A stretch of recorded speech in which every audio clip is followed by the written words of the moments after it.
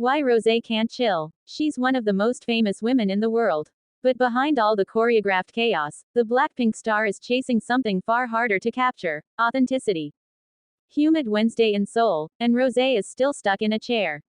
For 4 hours, a rotating squad of stylists and handlers has been perfecting every strand of hair, every stitch of clothing, every angle of her look for the Hollywood Reporter's cover shoot. Even by pop star standards, it's an extraordinary amount of preparation. But in K-pop, diligence is the rule, not the exception. And for Rosé, the Melbourne-raised teenager molded into Blackpink's powerhouse vocalist, now one of the most famous women in K-pop, this kind of discipline has defined her life since she was 15. Not even a decade into her career, Rosé commands more than 34 million monthly Spotify listeners as a soloist and another 31.5 million with Blackpink. Her Instagram following tops 84 million, putting her in league with Taylor Swift and Ariana Grande. Her face is everywhere. On YSL handbags in Paris, Rimowa luggage in airports, Tiffany jewelry campaigns, Puma sneaker ads. In Seoul, she gazes down from towering digital screens in Myeongdong. In New York, she beams from Times Square. She is, simply, one of the most visible women on the planet. Which, like all celebrities who reach this stratospheric level, also makes her one of the most carefully choreographed creatures on Earth. Still, she insists that the one thing she yearns most for in the world is unscripted authenticity. Born Roseanne Park in Auckland, New Zealand, and raised in Melbourne, she grew up surrounded by music.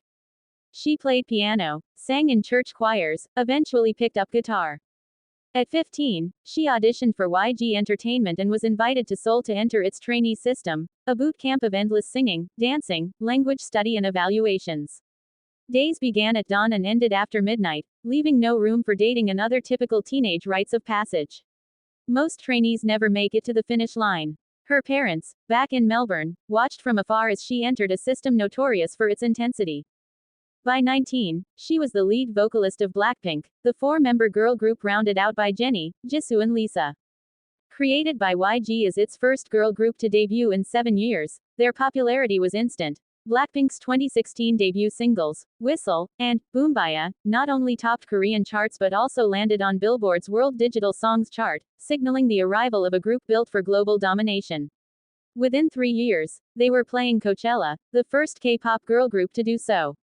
6 years later, they were embarking on world tours that grossed more than $300 million. The festival in the desert was a turning point. The Indio heat, the sea of phones in the crowd, 4 young women from Seoul commanding one of the biggest stages in the world, and was captured by Netflix in the 2020 documentary Light Up the Sky, showing the relentless rehearsals and self-doubt behind the glamour. Rosé's distinctive voice lent a touch of vulnerability to the group's slick choreography. She laughs now when she thinks back to her teenage self. When I was a trainee, I was badass, she says. I don't know why I had this fire in me, I was just fueled. I look back at the trainee days version of myself and I just admire it. She pauses. But the older I get, I have more days where I don't understand anything. I don't know what I'm doing. I'm just fighting my demons a day at a time. Back then I was just so strong, and I don't know how I was like that. The Guinness Book of World Records took note when she released her first solo single, On the Ground, in 2021. She became the first artist to top the global charts as both part of a group and as a soloist. But by 2023, uncertainty swirled about Blackpink's future. The members renewed with YG for group projects, but in 2024 each struck out on her own. Jennie, Jisoo and Lisa launched their own companies and signed with US labels. Rosé took a different path, joining the Korean imprint The Black Label, co-founded in 2015 by longtime Blackpink producer Teddy Park, and signing a US deal with Atlantic Records. I don't know if I knew exactly what I wanted, she says, but I knew I wanted a world that was unapologetically and purely me. Even her name reflects that ongoing negotiation of identity. Sitting in Seoul, she explains with a shrug, if the name Rosie is something that makes you feel closer to me, then please call me Rosie. If Rosé seems cooler, go ahead and call me Rosé. My born name is Roseanne, so go ahead and call me Roseanne. Actually, sometimes that sounds like I'm being scolded by my mom, so it kind of scares me. It's that same instinct, to be all of those things at once, but still unmistakably herself, that fueled her first solo album, Rosie, released in December 2024. Unlike the edgy sound Blackpink became known for, it was startlingly personal. At the time I was a 27-year-old girl and I wanted it to be purely, disgustingly me, whatever I come with, she explains, speaking of the album she finished just months before turning 28. She says she wrote until she had nothing left to say on the subject. There were days where I was just going through my own problems of being who I am and living in this world with social media, of wanting to be accepted and that feeling of needing to be loved and appreciated by everyone. Amy Allen, one of her main collaborators, recalls, I just remember from day one being really taken aback at how excited she was about the songwriting process and how honest and vulnerable she was willing to be. The centerpiece of this new chapter wasn't the album itself but the single that preceded it. Apartment, her duet with Bruno Mars, became a juggernaut, 2 billion streams on Spotify, 45 weeks on the Billboard Hot 100, peaking at number 3. It was Rosé's first US top 10 hit as a soloist, and it has sparked a ton of Grammy speculation. Mars, in a typically flamboyant email to THR, called her, Big Bad Rosie, destined to do great things no matter what. I'm so proud of her, and thankful that I got to be a part of the conversation that led to Apartment. As for the Grammy buzz, Rosé raises an eyebrow when that possibility is raised.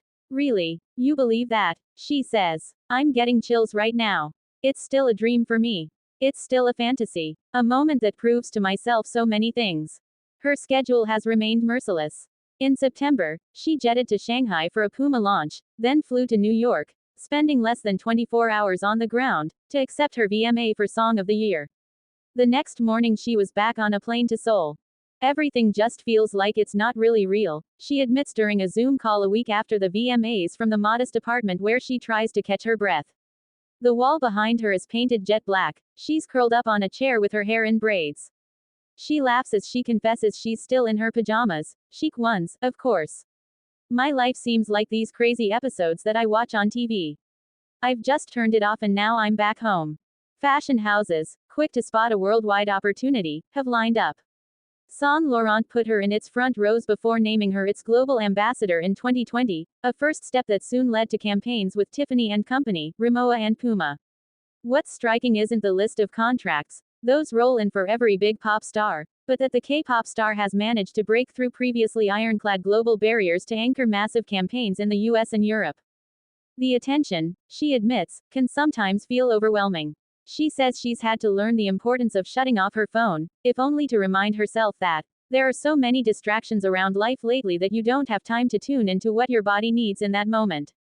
Still, the pressure doesn't disappear so easily. There are so many things I do get to experience, and I'm so privileged and grateful for it, she says. But then there are also some aspects that I don't get to enjoy that others get to, so I don't relate to some things.